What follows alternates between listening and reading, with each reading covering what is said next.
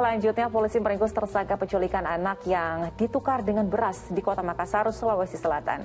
Keributan sempat terjadi saat tersangka akan ditangkap.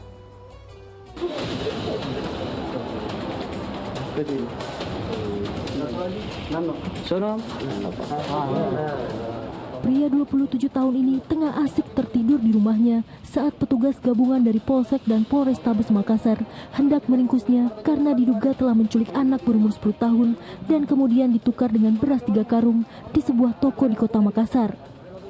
Tersangka yang berprofesi sebagai sopir itu sempat mengelak saat diinterogasi petugas. Dapur. Bukan saya, Pak.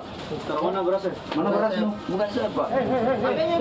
Kericuhan pun terjadi saat rekan tersangka mencoba menghalangi polisi yang hendak membawa pelaku.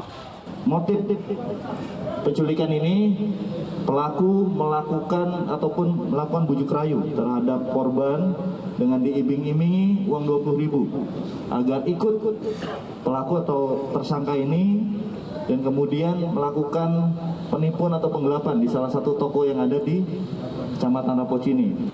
Guna penyelidikan lebih lanjut terkait motif penculikan, tersangka langsung dibawa ke Mapolrestabes Makassar.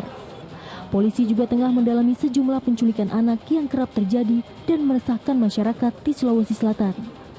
Andi Muhammad Sardi dan Zainuddin melaporkan dari Makassar, Sulawesi Selatan.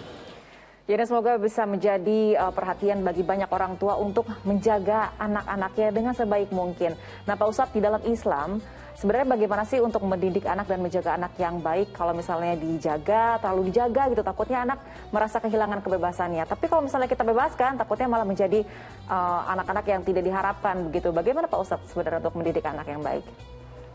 Ya Mbak Wanda, peran untuk menjaga, mendidik anak ini peran sentral bagi orang tua. Karena orang tua menginginkan kebaikan untuk anaknya, menginginkan kebaikan masa depan untuk anaknya. Al-ummu madrasah. Begitulah disyaratkan orang tua itu sekolah pertama. Layaknya sebuah sekolah. Maka ia menyiapkan seluruhnya untuk anaknya, untuk peserta didiknya dengan sebaik-baiknya. Ilmunya betul-betul disiapkan, kesiapan keterampilannya, demikian juga secara psikisnya, ya mentalitasnya pun disiapkan. Sehingga nanti anak-anak itu tidak seperti yang digambarkan oleh Allah di surat An-Nisa ayat 9, wal yakhshal ladzina law taraku min khalfihim dzurriyyatan bi'afan khafu 'alaihim. Jangan sampai kita meninggalkan anak kita, keturunan kita dalam keadaan lemah. Lemah secara fisik, lemah secara ekonomi, lemah secara keilmuan, lemah secara kemampuan dan potensi-potensi yang dibutuhkan untuk anak. Maka menjaga ini tentu dalam konteks pertengahan.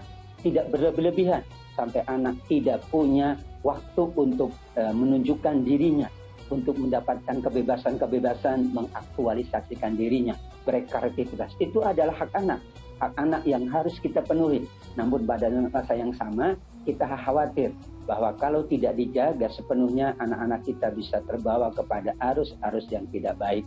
Al khairul umur awsatuha. Dalam pepatah Arab disebutkan sebaik-baik yang dilakukan oleh seseorang itu adalah secara moderat, di tengah-tengah. Tidak berlebih-lebihan dalam menjaga, karena anak punya hak untuk mengaktualisasikan dirinya, mengekspresikan dirinya.